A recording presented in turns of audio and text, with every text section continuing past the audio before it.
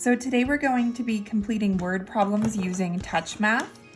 And before we get started on actually completing some word problems, I wanted to go over this little poster that we made in school, because a lot of times these words will help the students know whether or not they need to add or subtract.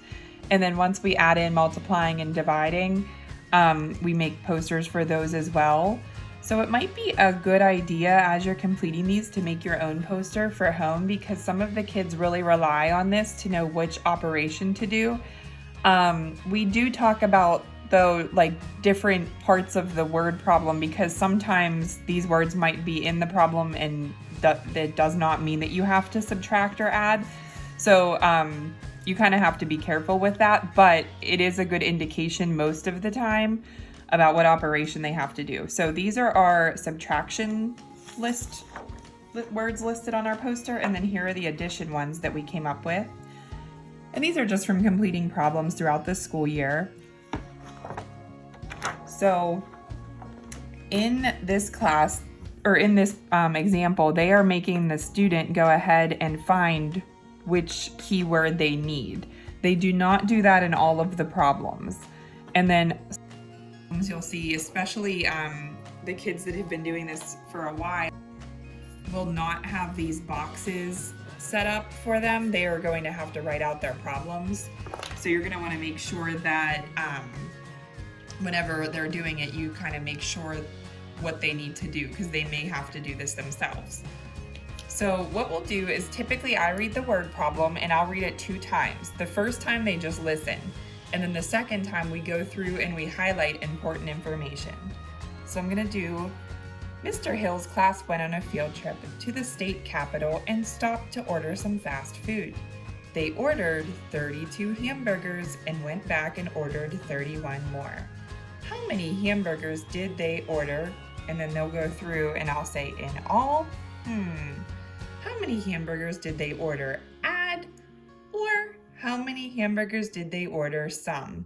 And I'll try to have the student choose which word, and for this example, they already have it done for us.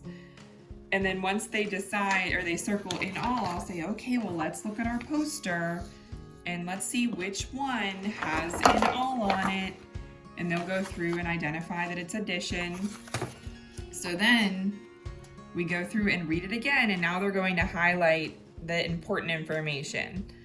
So Mr. Hill's class went on a field trip to the state capitol and stopped to order some fast food. They ordered 32 hamburgers and then went back and ordered 31 more. How many hamburgers did they order in all? And then the student's gonna go through and they'll write their important information. Now it's nice on this one because they have what information they need written over here. Sometimes they don't have that. So then they'll do their 32 plus 31. And then I will tell the student, or I'll do it for them depending on their level, to make sure they add their touch points. So in this one, I'm gonna go through and add 1. So I'm gonna go 2 plus 1 equals 3. So I'll say 2, 3. And then 3 plus 3, 3, 4, 5, 6. And then I'll say, how many burgers did they get? And they'll say 63 burgers. And then they're gonna go through over here and write 63 burgers. Now, because it has burgers written over here, I'm not going to spell it for them, but sometimes they might have trouble spelling the word, and I'll just go through and like circle whatever word it is that they have to spell, and that way they know how to do that. Another thing that you might want to think about is, if you don't have a highlighter, they could just use a yellow crayon or marker, or even underline it with a different color pencil or pen. So you could just, where you have at home, you don't have to go out and buy highlighters if you don't have them. So let's do number 2. The class also ordered 41 sodas and 23 milkshakes. How many drinks were ordered altogether? How many drinks were ordered some? Or how many drinks were ordered add? And then they'll hopefully identify that altogether is the one that makes sense. And we're gonna go through and read it again. The class also ordered 41 sodas and 23 milkshakes. How many drinks were ordered all together. And then they'll look at their poster and say, oh, all together means that I add. So then I'll tell them to go through and put their numbers in. Now, because we have not been in school in a couple weeks, sometimes the kids will forget how to write their numbers in this problem. And I've had kids write 41 and 23, like going vertically. So just be careful when they're writing their numbers to make sure they have them written correctly. So then I'm going to go through and put my touch points on the smaller numbers, and I'll add them together. 3, 4, and 4, 5, 6. And then I'll say, oh, they have 64 drinks, and then we'll write down 64. And if it's not written there, I would just circle it here for them so they know how to spell it. So whenever they are going and adding their numbers like this, you want to be careful also that they're not adding, because we have not been in school for a while, that they're not adding all of the numbers together, because sometimes we'll have kids that go 4, 5, 6, 7, 8, 9, 10, and then they'll get 10 as their answer because they're adding all 4 of these numbers as ones together. So just make sure that they know that they have to do separately if it's a 2-digit by 2-digit addition problem.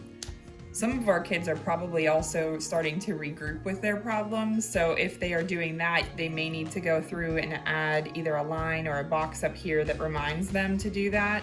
It just depends on which level your student is at. All right, and then I wanted to do this page because this is why we read the problem 2 times, because otherwise I could just go through and make them highlight the answer or the numbers in the problem, but sometimes they trick you. So for number 3, there were 15 boys and 23 girls on the bus. There were also 5 teachers. What was the number of kids on the field trip? And then we'll go through, what was the number of kids on the field trip add? What was the number of kids on the field trip sum? Or what was the number of kids on the field trip altogether? And then hopefully they'll identify altogether as the word that makes sense. And we'll look at our poster and we'll say, oh, altogether tells us to add. And then this is why we read it twice, because they need to listen to what was being asked in this problem because there's an extra number. So I'll remind them, okay, they want to know what was the number of kids on the field trip. And then we'll go back and read, there were 15 boys and 23 girls on the bus. There were also 5 teachers. Do I need to know how many teachers there were? And we'll say no. So I'll usually have them just take their highlighter and put an X on the number they don't need. And then we'll go back and read, there were 15 boys and 23 girls on the bus. There were also 5 teachers. What was the number of kids on the field trip altogether? And now they know that these are the numbers that they need to use, so we'll put them in our boxes. And they'll add 5 plus 3, so 5, 6, 7, 8, and 2 plus 1, 2, 3. And we'll say 38 kids. And this problem is a nice one because they tell us where the boys go and where the girls go. So sometimes that helps if these are already given, those visual cues are given to the student. And then number 4, think it, which number was not used to solve problem 3? And they'll go back and see which one they put an X on, and they'll tell me 5 teachers. Now, these problems at the bottom usually are pretty easy for the student. Now they do have more problem when the problems are written horizontally like this, and every once in a while they'll throw in some different type of skill like finding area or perimeter. So the kids might need more help if it's a problem like that, but typically it tells them what to do and how to do it.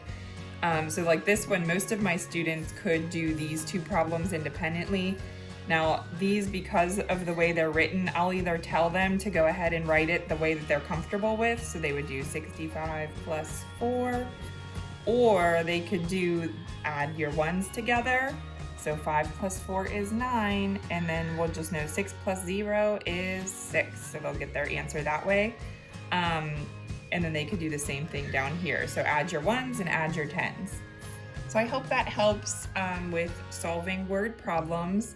And you would do the same thing for subtraction and multiplication problems. So let me know if you have any questions. Thanks. Bye-bye.